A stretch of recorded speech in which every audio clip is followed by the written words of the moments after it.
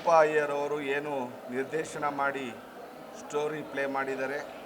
ಇವತ್ತು ತುಂಬ ಸಂತೋಷ ಆಯಿತು ನಾವು ಇಲ್ಲಿಗೆ ಬಂದು. ಯಾಕೆಂದರೆ ಇವತ್ತಿನ ಫಿಲಮ್ಗಳು ಯಾವ ರೀತಿ ಇರ್ತವೆ ಅಂತ ಅಂದರೆ, ಗಂಡ ಹೆಂಡತಿ ಕುಂತ್ಕೊಂಡು ನೋಡೋ ಅಂಥ ಮೂವಿಗಳು ಬರೋದು ತುಂಬ ಕಮ್ಮಿಯಾಗಿದೆ. ಆದರೆ ಇವತ್ತು ನಮ್ಮ ದೇಶಭಕ್ತಿ ಮೇಲೆ, ನಮ್ಮ ದೇಶದ ಬಗ್ಗೆ ಏನು ಗೌರವ ಕೊಡಬೇಕು ಅನ್ನೋದನ್ನು ತೋರಿಸ್ಕೊಟ್ಟಿದ್ದಾರೆ. ಇವತ್ತು ನಮ್ಮ ಈ ಮೂವಿ ಏನಿದ್ರೂ ವಿದ್ಯಾರ್ಥಿಗಳಿಗೆ ಅಲ್ಲದೆ ಪ್ರತಿಯೊಬ್ಬರು ನೋಡೋ ಅಂಥ ಮೂವಿ ಆಗಿದೆ.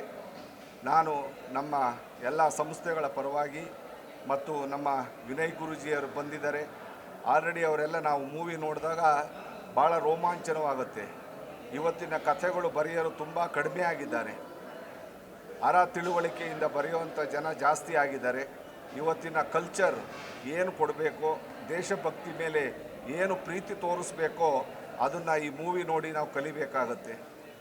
ಯಾವುದೇ ಒಂದು ಕಥೆಯ ಆಧಾರಿತವಾದ್ದು ಮಾಡಿದಾಗ ಅದರದೇ ಆದ ತನ್ನ ವಿಶಿಷ್ಟವಾದ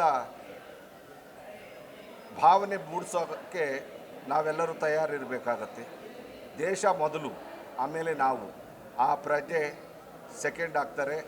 ಇವತ್ತು ದೇಶದ ಬಗ್ಗೆ ಅಭಿಮಾನ ಇಟ್ಟು ನಮ್ಮ ರೂಪಾ ಅಯ್ಯರು ಮಾಡಿರ್ತಕ್ಕಂಥದಕ್ಕೆ ನಾನು ಆಲ್ ದ ಬೆಸ್ಟ್ ಹೇಳ್ತಾ, ಈ ಮೂವಿ ಇನ್ನೂ ದೇಶದಾದ್ಯಂತ ನೋಡಿ. ಇವತ್ತು ನಾನು ರೂಪಾ ಅಯ್ಯವ್ರ ಬಗ್ಗೆ ಹೇಳಿದಾಗ, ನಾನು ಭಾಳ ಚಿಕ್ಕ ಹುಡುಗ, ನಮ್ಮ ಡಾಕ್ಟರ್ ಬಾಲಗಂಗಾಧರನಾಥ ಸ್ವಾಮೀಜಿಯವರ ಭಾಳ ಆತ್ಮೀಯತೆ ಹೊಂದಿದ್ರು. ಅವರು ಈ ಮೂವಿ ಫೀಲ್ಡಿಗೆ ಬರೋದಕ್ಕಿಂತ ಮುಂಚೆ ನಮ್ಮ ಆದಿಚುಂಚನಗಿರಿ ಸಂಸ್ಥೆಯಲ್ಲಿ ಬೆಳೆದು ಬಂದು ಇವತ್ತು ಆ ರೀತಿ ದೇಶದ ಮೊದಲನೇ ಸ್ಥಾನದಲ್ಲಿ ನಿಲ್ತಾ ಇದ್ದಾರೆ.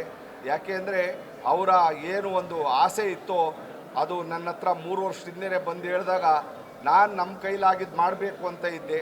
ಆದರೆ ನಮ್ಮ ರೂಪಾ ಅಯ್ಯವ್ರಿಗೆ ಹಲವಾರು ಕಾರಣಗಳಿಂದ ಅವರು ಭಾಳ ಬ್ಯುಸಿ ಆದರು. ಇವತ್ತು ನಾನು ಆ ಮೂವಿ ನೋಡಿದಾಗ ನಾನು ಇದರೊಳಗೆ ಏನಾರ ಕಿಂಚಿತ್ ಸಹಾಯ ಮಾಡಬೇಕಾಗಿತ್ತು ಅಂತ ಅನ್ನಿಸ್ತದೆ. ಯಾಕೆಂದರೆ ದೇಶದ ಬಗ್ಗೆ ಮಾಡೋರು ಭಾಳ ತುಂಬ ಕಮ್ಮಿ.